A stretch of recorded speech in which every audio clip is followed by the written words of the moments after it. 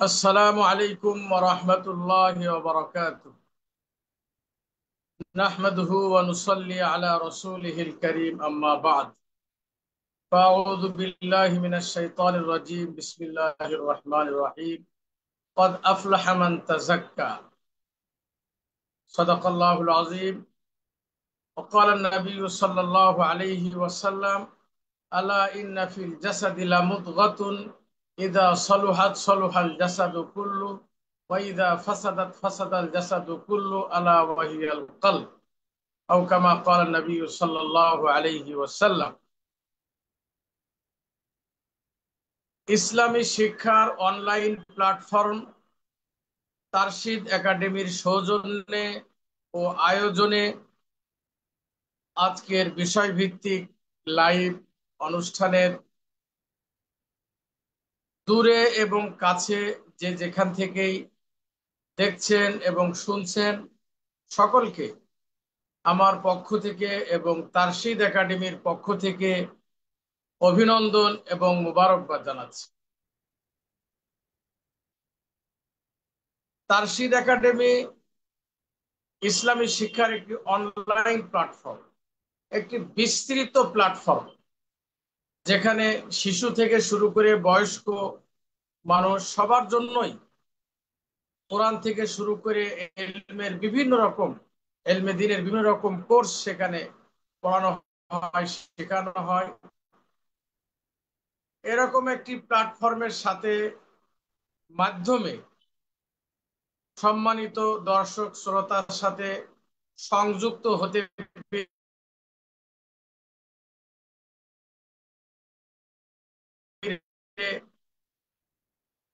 আমি নিজেকে ধন্য মনে করছি, মোবারকবাদ জানাচ্ছি।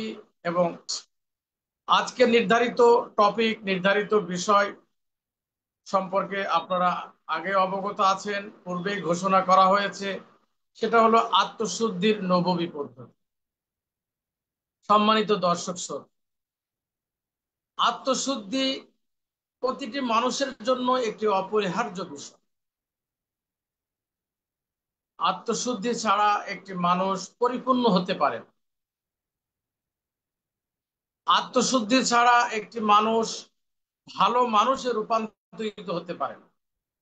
আর মানুষ যখন ভালো না হয় তখন সমাজও ভালো হয় না। সমাজ ভালো না হলে রাষ্ট্র নষ্ট হয়ে যায়। তাহলে একটি ভালো পরিবার, একটি ভালো সমাজ, একটি ভালো রাষ্ট্র গঠনের জন্য সর্বাগ্রে যে জিনিসটি প্রয়োজন সেটি হলো আত্মশুদ্ধি, মানুষ ব্যক্তির পরিশুদ্ধি। একটা এক একটা ব্যক্তিকে মাধ্যমে একটি পরিবার, সমাজ, রাষ্ট্র গঠন হয়। যেমন একটি ঘর, একটি বিল্ডিং, এক একটি ইট সংযুক্ত করার মাধ্যমেই একটি ঘর বা বাড়ি তৈরি হয়। দেওয়াল যখন গাঁথনি দেয়, এক একটা ইট সিমেন্ট বালু দিয়ে সংযুক্ত করে। তো তদ্রূপ একটি পরিবার, একটি সমাজ এরকম মানুষ দিয়ে সংযুক্ত। তো একটি পরিবার, একটি সমাজ এর মানুষ যদি ভালো না হয় তাহলে সেই পরিবার, সেই সমাজ কোনোভাবে ভালো হতে পারে না।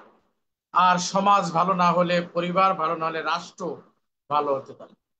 আজকে আমাদের সামগ্রিক অধঃপতন, পারিবারিক জীবনে অশান্তি, ব্যক্তিগত জীবনে অশান্তি, সামাজিক জীবনের যে এই যে অশান্তি, দুরবস্থা, হানাহানি, রাষ্ট্রীয় জীবনে আজকে যে মারাত্মক অধঃপতন এবং মারাত্মক হানাহানি, খুনাখুনি এবং এই যে একটা দুরবস্থা আমরা দেখছি বিশ্ব জুড়ে, যে একটি আহ, সংকট, মানবিক সংকট, নৈতিক সংকট, সামাজিক সংকট, এই সামগ্রিক সংকটের মূলেই রয়েছে এই মানুষের আত্মশুদ্ধি নেই। যদি মানুষগুলোর আত্মশুদ্ধি হয়ে যেত তাহলে এই সব সংকট এমনি এমনি দূর হয়ে যেত। সংস্কার লাগতো না। সংস্কার দিয়ে, কোনো আইন দিয়ে, বাহিনী দিয়ে একটি সমাজ, রাষ্ট্রকে ভালো করা সম্ভব নয়। যদি সেই সমাজ এবং রাষ্ট্রের মানুষগুলো যদি ভালো, সুন্দর না হয় তাদের যদি আত্মশুদ্ধি অর্জিত না হয়, সম্মানিত দর্শক শ্রোতা, একটি আদর্শ রাষ্ট্র, একটি আদর্শ সমাজ, একটি আদর্শ পরিবারের জন্য অপরিহার্য হলো এই সমাজ রাষ্ট্রের যে ইট বা অঙ্গ মানুষ, এই মানুষকে আগে পরিশুদ্ধ হতে হবে। এই জন্য আত্মশুদ্ধি প্রতিটা মানুষের জন্য অপরিহার্য। আর এ কারণেই আল্লাহ তাআলা পবিত্র কোরআনে আত্মশুদ্ধির সবচেয়ে গুরুত্ব ও খুবই গুরুত্ব বর্ণনা করেছে। আল্লাহ তাআলা কোরআনে পাকে বলেছেন, কদ আফলাহা মান তাযাক্কা, সেই সফল কাম হয়ে গেল যে আত্মশুদ্ধি অর্জন করলো, আত্মাকে পরিশুদ্ধ করলো। কারণ মানুষকে নিয়ন্ত্রণ করে মানুষের আত্মা। মানুষের বাহিরের যে অঙ্গ প্রত্যঙ্গ, এগুলো নিয়ন্ত্রিত হয় মানুষের আত্মার মাধ্যমে। তো আত্মা যদি পরিশুদ্ধ হয়ে যায়, তাহলে মানুষের বাহ্যিক অঙ্গ প্রত্যঙ্গগুলো ভালো পথে পরিচালিত হবে, ভালো কাজে পরিচালিত হবে। আর মানুষের ভেতরের আত্মা যদি নষ্ট হয়ে যায়, তাহলে তার অঙ্গ প্রত্যঙ্গগুলো ও মন্দ খারাপ কাজে ব্যবহৃত হবে, পরিচালিত হবে, সমাজে খারাপ ছড়িয়ে পড়বে, অশান্তি ছড়িয়ে পড়বে। এর জন্য রাসূলুল্লাহ সাল্লাল্লাহু আলাইহি ওয়াসাল্লাম হাদিসে বলেছেন যে মানুষের অন্তরে একটি গোশতের টুকরা আছে, যেটাকে সেই গোশতের টুকরাটা যদি সুস্থ হয়ে যায়, তাহলে তার পুরো অঙ্গ প্রত্যঙ্গ সুস্থ হয়ে যাবে, তার দ্বারা সব ভালো কাজ হবে সমাজে। আর যদি ওই গোশতের টুকরাটা নষ্ট হয়ে যায়, তাহলে তার সমস্ত অঙ্গ প্রত্যঙ্গ প্রত্যঙ্গগুলো নষ্ট হয়ে গেল। আর তার মানে যে তার অঙ্গ প্রত্যঙ্গগুলো দিয়ে খালি খারাপ কাজই বের হবে, অন্যায় মন্দ কাজই বের হবে, সমাজে অশান্তি ছড়িয়ে পড়বে। আর সেই গোশতের টুকরা হলো কলব। তাহলে মানুষের কলব মানে আত্মা। তো এই আত্মা পরিশুদ্ধ হলে মানুষ পরিশুদ্ধ হবে, মানুষ পরিশুদ্ধ হলে সমাজ পরিশুদ্ধ হবে। আর এই আত্মা গোশতের টুকরা, এই আত্মাটা নষ্ট হয়ে গেলে মানুষও নষ্ট হয়ে যাবে, সমাজও নষ্ট হয়ে যাবে। এই জন্যই আল্লাহ ব্যক্তি আত্মশুদ্ধি অর্জন করলো, সে সফল কাম হয়ে গেল। শুধু সে সফল কাম হলো না, গোটা সমাজ রাষ্ট্র সফল কাম হয়ে গেল। তো এরকম ভাবে কোরআনের বিভিন্ন জায়গায় বিভিন্ন আয়াতের মধ্য দিয়ে এই কথা আল্লাহ তাআলা বারবার মানুষকে বোঝানোর চেষ্টা করেছেন, গুরুত্বারোপ করেছেন যে আত্মশুদ্ধি হলো মানুষের ভালো মানুষ হওয়ার জন্য, একটি ভালো পরিবার সমাজ রাষ্ট্র গঠনের জন্য অপরিহার্য জিনিস। সুতরাং সর্বাগ্রে প্রয়োজন আত্মশুদ্ধি, সর্বাগ্রে প্রয়োজন আত্মশুদ্ধি। সমাজের মানুষগুলোর আত্মশুদ্ধি আগে প্রয়োজন, তাহলে মন্দ কাজ এবং অপরাধমূলক কাজ সংগঠিত হবে না। আল্লাহ তাআলা এজন্যই বলেছেন যে যে আত্মশুদ্ধি অর্জন করলো সে সফল কাম হয়ে গেল। কোরআনের অনেক আয়াতে এসেছে। এজন্যই রাসূলুল্লাহ সাল্লাল্লাহু আলাইহি ওয়াসাল্লামকে আল্লাহ তাআলা আত্মশুদ্ধির দায়িত্ব দিয়ে প্রেরণ করেছে। উম্মতকে রাসূলুল্লাহ সাল্লাম যে কাজগুলো ও করবেন, যে গুরুত্বপূর্ণ কর্মসূচিগুলো ও আল্লাহ তাআলা তাকে দিয়ে পাঠিয়েছেন, তার মধ্যে একটি গুরুত্বপূর্ণ কর্মসূচি হলো উম্মতের আত্মশুদ্ধি। ইয়াতলু আলাইহিম আয়াতিহি ওয়া ইউযাক্কিহিম ওয়া ইউআল্লিমুহুমুল কিতাব ওয়াল হিকমা, যে রাসূল সাল্লাল্লাহু আলাইহি ওয়াসাল্লাম উম্মতকে কোরআন শোনাবেন, কোরআন তেলাওয়াত করে শোনাবেন এবং উম্মতের আত্মার পরিশুদ্ধি করবেন, উম্মতকে কোরআনের অর্থ মর্ম শিক্ষা দিবেন এবং উম্মতকে হিকমা অর্থাৎ সুন্নাহ শিক্ষা দিবেন, অর্থাৎ কোরআনের উপরে আমল করে দেখাবেন। তো রাসূলুল্লাহ সাল্লাল্লাহু আলাইহি ওয়াসাল্লামের এই চারটি কর্মসূচির একটি অন্যতম গুরুত্বপূর্ণ কর্মসূচি হলো আত্মশুদ্ধি। কারণ আত্মশুদ্ধি ছাড়া যেমন একজন মানুষ আহ, ভালো মানুষে রূপান্তরিত হতে পারে না, তেমনি একটি ভালো পরিবার গঠন হতে পারে না। আত্মশুদ্ধি ছাড়া একটি সমাজ সুন্দর হতে পারে না, আত্মশুদ্ধি ছাড়া একটি রাষ্ট্র সুন্দর হতে পারে না। এই কারণেই রাসূলুল্লাহ সাল্লামের এই যে 4 দফা কর্মসূচি, দ্বিতীয় দফাই হলো আত্মশুদ্ধির কর্মসূচি দিয়ে আল্লাহ তাআলা তাকে প্রেরণ করেছেন। রাসূলুল্লাহ সাল্লামের এই আত্মশুদ্ধি মূলক কর্মসূচির মধ্য দিয়ে রাসূলুল্লাহ সাল্লাম এমন একটি জামাত, সাহাবা ইকরামের এমন একটি জামাত তৈরি করেছিলেন, যারা ছিলেন আত্মশুদ্ধির বিমূর্ত প্রতীক। আত্মশুদ্ধি কাকে বলে, এই সাহাবায়ে কেরামের জামাতের দিকে তাকালে আমাদের সামনে স্পষ্ট হয়ে যায় যে আত্মশুদ্ধি কাকে বলে। এই আত্মশুদ্ধির কর্মসূচির মধ্য দিয়ে এই সাহাবায়ে কেরাম তৈরি হয়েছিলেন, সোনার মানুষ তৈরি হয়েছিলেন। এই এজন্যই এইরকম সোনার মানুষ তৈরি হওয়ার জন্যই আত্মশুদ্ধি প্রয়োজন, যেটাকে পবিত্র কোরআনে তাজকিয়াতুন নফস, তাজকিয়া বলা হয়েছে। ওই জাকিহিম, হাদিসের ভিতরে সেটাকে বলা হয়েছে ইহসান। জিবরাইল আলাইহিস সালাম ছদ্মবেশে এসে রাসূলুল্লাহ সাল্লাল্লাহু আলাইহি ওয়াসাল্লামকে জিজ্ঞেস করলেন, মাল ইহসান, ইহসান কি জিনিস? রাসূলুল্লাহ সাল্লাল্লাহু আলাইহি ওয়াসাল্লাম বলেছেন, ক্বালা আন তা'বুদাল্লাহ কাআন্নাকা তারা ফাইন লাম তাকুন তারাহু ফাইন্নাহু ইয়ারাক। ইহসান হলো তুমি এমন ভাবে ইবাদত করবে যেন তুমি আল্লাহকে দেখছো। যদি এটা তুমি অনুভব করতে না পারো, কমপক্ষে ইবাদত করার সময়, প্রতিটি কাজের সময় এই অনুভব করো যে আল্লাহ তোমাকে দেখছে। এটার নামই হলো ইহসান। আর এটাই হলো আত্মশুদ্ধির চূড়ান্ত স্তর, যে প্রত্যেকটা কাজের মধ্য দিয়ে যখন মানুষের, প্রত্যেকটা কাজের সময় যখন মানুষের এই অনুভব হাজির থাকবে, এই চিন্তা যখন সে হাজির করতে পারবে যে আল্লাহ আমাকে দেখছেন, এটাই হলো আত্মশুদ্ধির চূড়ান্ত স্তর।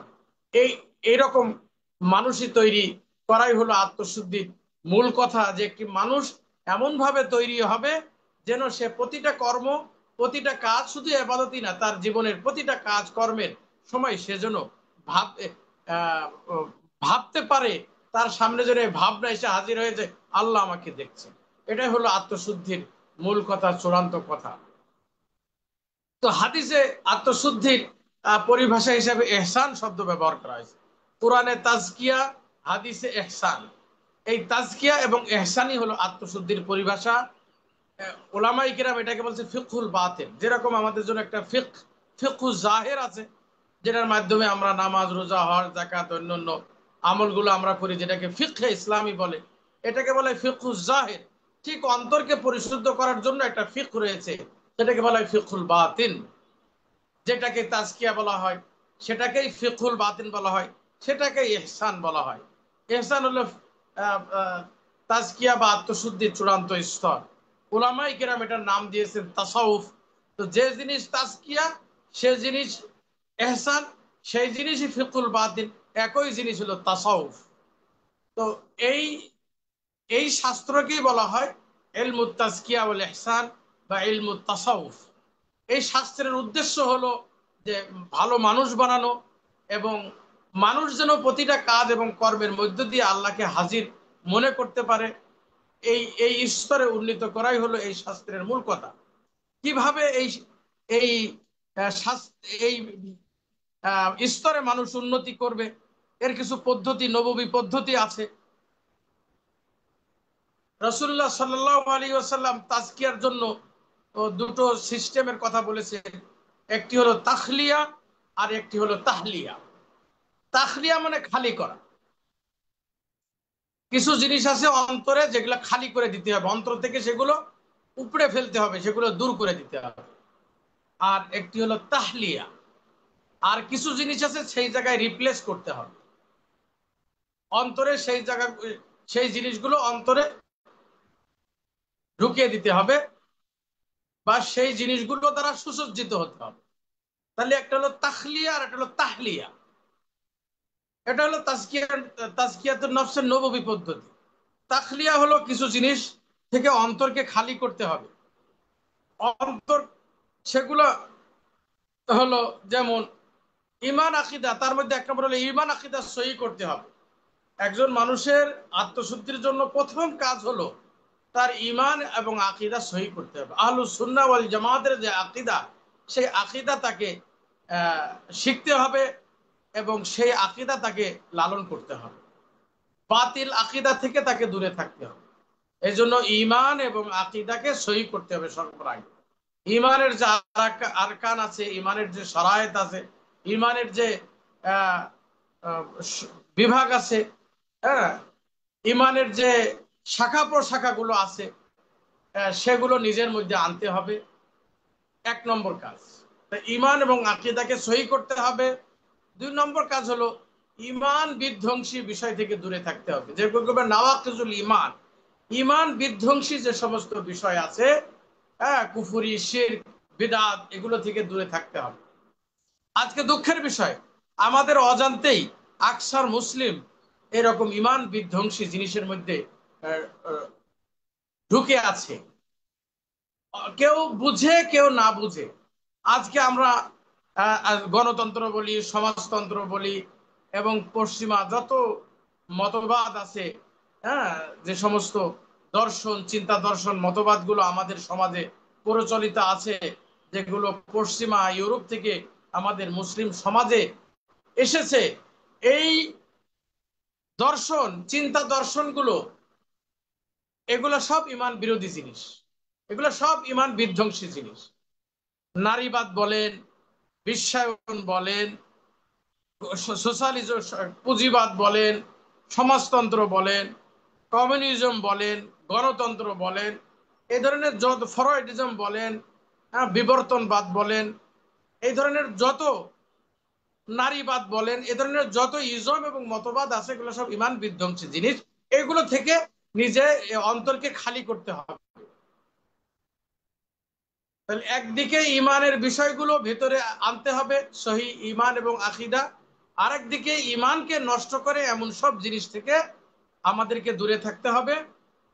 3 নম্বর হলো, মানুষের অন্তরে কিছু রোগ আছে, লোভ আছে, অহংকার আছে, হিংসা আছে, দুনিয়ার মোহ আছে, অর্থের মোহ আছে, পদের মোহ আছে, লোভ আছে, গীবত আছে।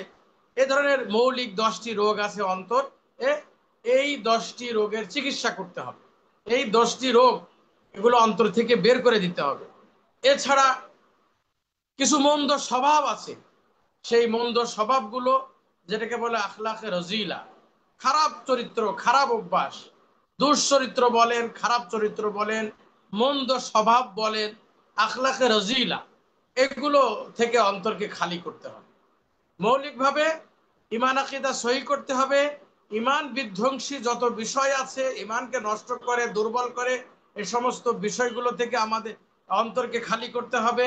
অন্তরের মধ্যে যে মৌলিক 10টি রোগ আছে, এই রোগগুলো দূর করতে হবে।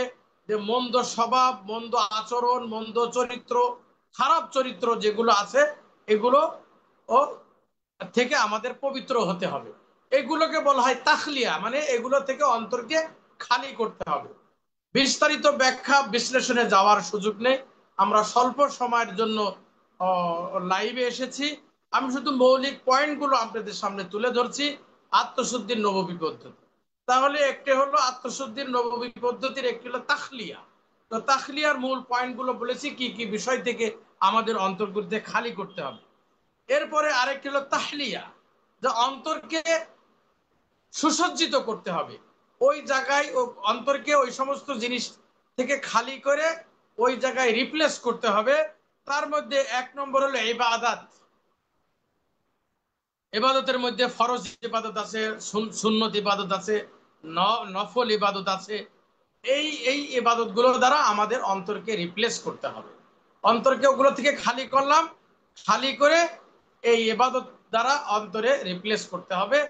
ইবাদতকে আঁকড়ে ধরতে হবে, ফরজগুলো গুরুত্বের সাথে আদায় করতে হবে, ইহতিমাম করতে হবে, সুন্নত গুলো পাবন্দি করতে হবে, হ্যাঁ, কাসরতে নফল, বেশি বেশি নফল আদায় করতে হবে।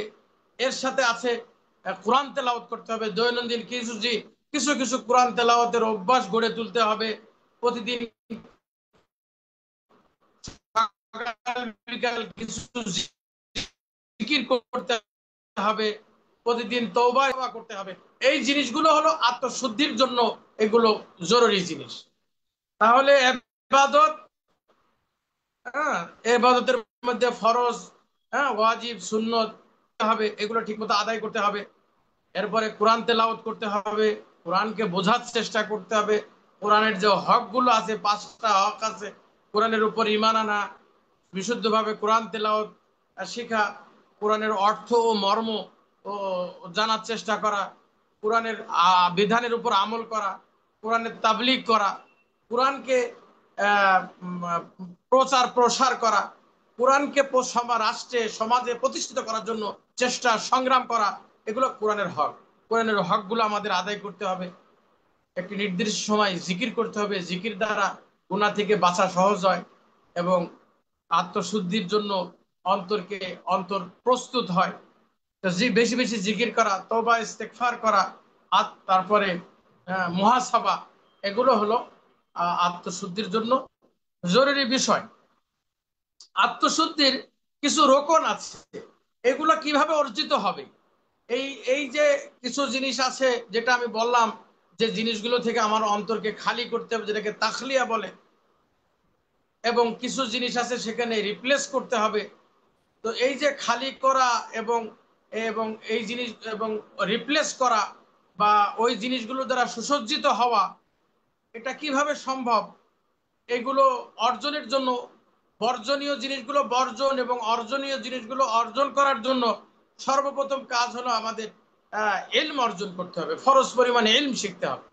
কারণ ইলম না শিখলে আমি ইমান আকিদাও সহি করতে পারবো না, ইমান বিধ্বংসী বিষয়গুলো সম্পর্কে জানতে পারবো না, ফলে সেগুলো থেকে আমি বিরত থাকতে পারবো না।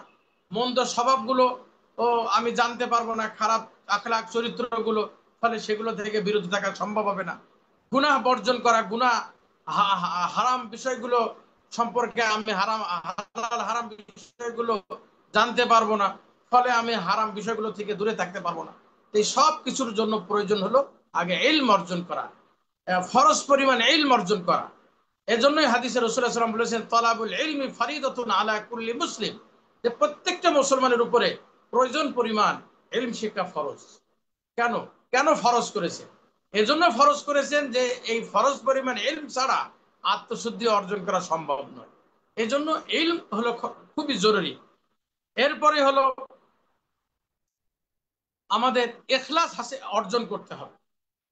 ইখলাস যদি আমার না থাকে, সব কাজ, যেটাকে ইখলাস, এই জিনিসটা হলো বলেছি যে এহসান, যেটাকে হাদিসের ভিতরে বলা হয় যে আত্মশুদ্ধির চূড়ান্ত স্তর, যে প্রতিটা কাজের সময় এই অনুভব যাতে হয় এবং এই নিয়ত যাতে হাজির হয় যে আল্লাহ আমাকে দেখছে, আল্লাহ আমাকে দেখছে, তাহলে বান্দা খারাপ কাজ করতে পারে।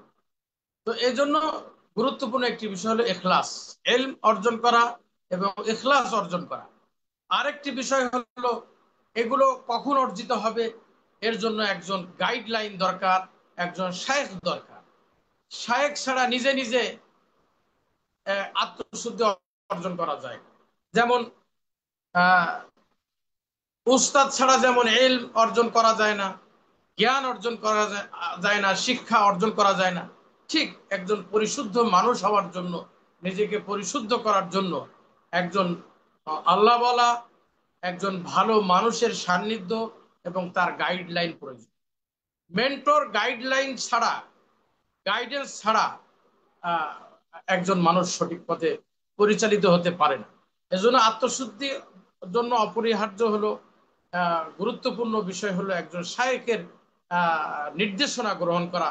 একজন, সেটা আপনি বায়াত বলেন, আর সেটা তার সোহবত বলেন, বা তার পরামর্শ নেওয়া বলেন, যেটাই আপনি যে নামে অভিহিত করুন না কেন, একজন আল্লাহ বলা, যিনি আত্মশুদ্ধি অর্জন করেছেন এমন একজন ব্যক্তির নির্দেশনা গ্রহণ করা, এটা আত্মশুদ্ধির জন্য, আত্মশুদ্ধির একটা রোকন পর্যায়ে, এটা আত্মশুদ্ধির জন্য খুবই জরুরি। কারণ এটা ছাড়া দুনিয়ার যে কোনো কাজই আপনার গাইডলাইন ছাড়া, গাইডেন্স ছাড়া, গাইড ছাড়া আপনি সেই কাজটা সঠিকভাবে করতে পারবেন না। ঠিক তদ্রূপ আত্মশুদ্ধির জন্য একজন শায়েখ জরুরি। অনেকে বায়াতের বিরোধিতা করেন, অনেকে এই এই তাসাউফ তাজকিয়ার বিরোধিতা করেন। আসলে এটা তো দিনের একটি শোভা, দিনের একটি বিভাগ, একটি গুরুত্বপূর্ণ বিভাগ। কেউ যদি এই তাসাউফ বা আত্মশুদ্ধি এগুলোকে কেউ যদি অস্বীকার করে, তাহলে সে দিনের একটি বিভাগকে অস্বীকার করলো। আর কেউ যদি এই লাইনকে অবহেলা করে, তাহলে সে দিনের একটি গুরুত্বপূর্ণ বিভাগকে অবহেলা করলো। কারণ এই বিভাগের উপরে গোটা দিন সঠিকভাবে পরিচালিত হওয়া নির্ভর করে। কারণ আত্মশুদ্ধি অর্জন না হলে, নিয়ত সহি না হলে, ইলম অর্জন না হলে, হ্যাঁ, তাহলে দিনের অন্য অন্য বিভাগগুলো সে সঠিকভাবে কোরআন এবং সুন্নাহ অনুযায়ী সে কাজ করতে পারবে না, খেদমত করতে পারবে না। এজন্য যারা এই আত্মশুদ্ধি বা তাসাউফ বলেন, তাজকিয়া বলেন, ফিকহুল বাতিন বলেন, আত্মশুদ্ধির এই চ্যাপ্টারটাকে অনেকে অস্বীকার করে, অনেকে অবহেলা করে। যারা অস্বীকার করে তারাও ভুলের মধ্যে আছে, যারা অবহেলা করে তারাও ভুলের মধ্যে আছে। আবার তাসাউফের নামে সমাজে এমন কিছু ভণ্ডামি আছে যারা শিরক বিদআত থেকে শুরু করে এমন কোনো মন্দ খারাপ কাজ নেই যেগুলো সে সমস্ত দরবারে, সে সমস্ত জায়গায় এগুলো হয় না। তো এই তাসাউফের নামে ওই জিনিস, ওগুলো যেমন খারাপ, ওটাকে খারাপই বলতে হবে। আর ওই খারাপগুলো দেখেই কিছু লোক এটা সম্পর্কে একটা দ্বিধাদ্বন্দ্বের ভিতরে পড়ে যান যে এটা মনে হয় খারাপ। তো আসলে এই তাসাউফের দ্বারা, তাজকিয়াত দ্বারা কিছু লোক এই এই এই জায়গাটা নষ্ট করে দিয়েছে। সুতরাং আমাদের ওই নষ্টের জায়গাগুলো থেকে আমাদের বিরত থাকতে হবে। ওই সমস্ত যেখানে শিরক হয়, তাসাউফের নামে, তাজকিয়ার নামে যেখানে শিরক হয়, যেখানে বেদাত হয়, যেখানে গুনার কাজ হয়, যেখানে খারাপ কাজ হয়, সেসব জায়গা থেকে দূরে থেকে যেখানে সহিভাবে আত্মশুদ্ধি হয় সে সমস্ত জায়গার সাথে আমাদের সম্পৃক্ত হতে হবে, আমাদের সেখানে সংযুক্ত হতে হবে। একজন আল্লাহওয়ালা, একজন শায়েকের হাতে আমাদের হাত দিতে হবে, বা তার নির্দেশনা আমাদের গ্রহণ করতে হবে, তার পরামর্শ অনুযায়ী আমাদের জীবনকে পরিচালনা করতে হবে। এটাকে বলে সোহবত। সোহবত ছাড়া আত্মশুদ্ধি হওয়া কঠিন। সোহবতের মাধ্যমে মানুষের জীবন পরিবর্তন হয়। এরকম দেখা গেছে বহু গুনাহগার মানুষ, বহু খারাপ মানুষ, তারা এক আল্লাহওয়ালা সোহবতে গিয়ে অল্প দিনে তার জীবনের পরিবর্তন এসে গেছে। এবং এই যে পরিবর্তিত মানুষগুলো আমরা দেখি, যারা আগে খারাপ কাজ করত, মন্দ কাজ করত, এখন তারা নামাজ পড়ে, তাদের লেবাস পোশাক সুন্নতি, তারা ইসলাম দিন অনুযায়ী জীবনযাপন করে। এটা কিভাবে আসলো? কোনো না কোনো ব্যক্তির সোহবতের মাধ্যমে তার এই জীবনের পরিবর্তন এসেছে। এটাকেই বলে তাসাউফ, এটাই তাজকিয়া, এটাই আত্মশুদ্ধি। সুতরাং আত্মশুদ্ধি নিজের জীবনের পরিবর্তনের জন্য ইলম অর্জন করতে হবে এবং কোন শায়েখের সোহবত আমাদের গ্রহণ করতে হবে।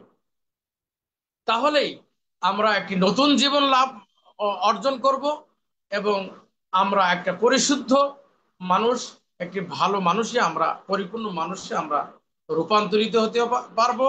আল্লাহর কাছে আমাদের সকল কাজ গৃহীত হবে, গ্রহণযোগ্য হবে, যদি আমরা ইখলাসের সাথে ওই আল্লাহকে হাজির নাজির জেনে এই স্তরে যদি আমরা উন্নীত হতে পারি, তাহলে আমাদের প্রত্যেকটা কাজের সওয়াব আমরা পাবো, আমরা হারাম থেকে বাঁচতে পারবো এবং প্রত্যেকটা কাজের সওয়াব আমরা অর্জন করতে পারবো, এবং এর মধ্য দিয়ে আমরা জান্নাতের রাস্তায় এগিয়ে যাব। আল্লাহ তাআলা আমাদেরকে জান্নাত দান করবে। তাহলে জান্নাত পাবার জন্য, আখিরাতে জান্নাত পাবার জন্য এবং দুনিয়াতে পারিবারিক আদর্শ পরিবার, আদর্শ সমাজ, আদর্শ রাষ্ট্রের জন্য সর্বাগ্রে ব্যক্তির পরিশুদ্ধি প্রয়োজন, ব্যক্তির আত্মশুদ্ধি প্রয়োজন। আমরা এত প্রচেষ্টা করছি রাষ্ট্র মেরামতের জন্য, সমাজকে পবিত্র করার জন্য এত চেষ্টা করছি, সব চেষ্টা ব্যর্থ হচ্ছে, বিফলে যাচ্ছে। যদি আমরা এই চেষ্টাগুলো ব্যক্তিকে পরিবর্তন করার জন্য করতাম, ব্যক্তির পিছনে যদি মেহনত করতাম, ব্যক্তিকে যদি আমরা আল্লাহওয়ালা বানাতে পারতাম, ব্যক্তিকে যদি আমরা গুনাহ থেকে দূরে থাকার ব্যবস্থা করতে পারতাম, তাহলে দুর্নীতি, সুদ, ঘুষ, দুর্নীতি, খুন, খারাপি, জেনা, ব্যভিচার, মারামারি, হানাহানি আর সমাজে থাকতো না। এগুলো কারা করছে? সুদ, ঘুষ, দুর্নীতি, ব্যভিচার, মারামারি, কাটাকাটি, হানাহানি, মানুষ মানুষকে খুন করতেছে, এক স্টুডেন্ট আর এক স্টুডেন্ট হত্যা করতেছে, এক কলেজের এক ছাত্র আর এক ছাত্রকে হত্যা করতেছে, এক বিশ্ববিদ্যালয়ের এক শিক্ষক আর এক শিক্ষককে হত্যা করছে, একই দলের এক কর্মী আর এক কর্মীর গলা কাটছে। এগুলা কেন হচ্ছে সমাজে? এর একমাত্র কারণ এই লোকগুলোর কোনো আত্মশুদ্ধি অর্জিত হয় নাই। এই লোকগুলোর উপরে কোনো মেহনত হয় নাই, এই লোকগুলো আত্মশুদ্ধি হয় না। আর এই লোকগুলো যদি আত্মশুদ্ধি হয়ে যেত, এদের মধ্যে যদি আল্লাহর ভয় তৈরি হয়ে যেত, তাহলে কেউ কারোর গলা কাটতো না, আর এই সমাজে অশান্তি সৃষ্টি হতো না, খুন খারাপি হতো না। তাই এত আইন, এত সংস্কার, এত বিপ্লব, এগুলো বাদ দিয়ে যদি আমরা এই ব্যক্তির পিছনে, এই মানুষের পিছনে যদি কোরআন সুন্নাহ অনুযায়ী যদি আত্মশুদ্ধি এর মেহনত এবং পরিশ্রম করা হতো রাষ্ট্রীয় উদ্যোগে, এবং ও সর্বোচ্চ পর্যায় থেকে যদি এই মানুষকে ভালো বানাবার প্রজেক্ট এবং প্রকল্প হাতে নেওয়া হতো, তাহলে সমাজ, রাষ্ট্র এমনিতেই মেরামত, এমনিতে সংস্কার হয়ে যেত, এমনিতে ভালো হয়ে যেত। আমরা ভুল পথে এগিয়ে যাচ্ছি, কাবা একদিকে কিন্তু আরেক দিকে আমরা রওনা দিয়েছি, যার কারণে আজ সমাজ, রাষ্ট্র আজ এরকম বিভ্রান্ত, বিপথে পরিচালিত হচ্ছে। সম্মানিত দর্শক শ্রোতা, সব শেষে আমার কথা হলো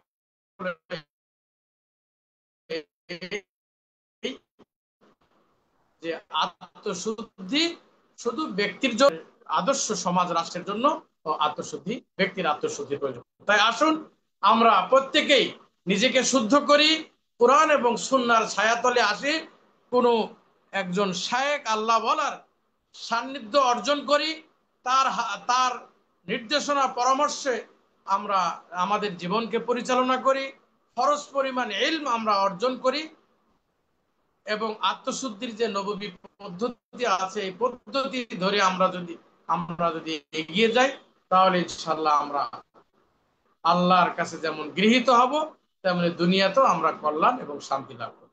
আল্লাহ তাআলা আমাদের সকলকে আত্মশুদ্ধি অর্জন করে একজন ভালো মানুষ হয়ে দুনিয়ার কল্যাণ এবং আখিরাতের মুক্তি অর্জন করার তৌফিক দান করুন।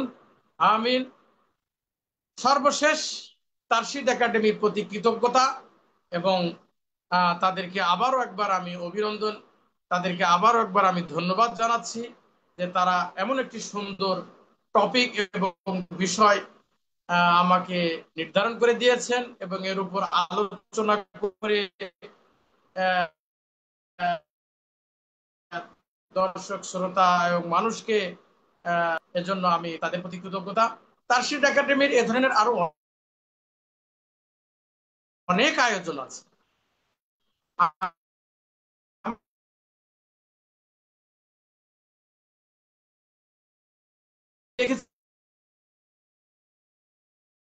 তারশিদ একাডেমি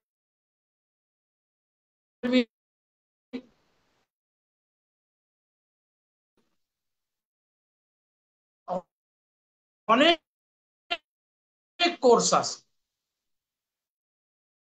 একজন মানুষ তাদের এখানে আছে।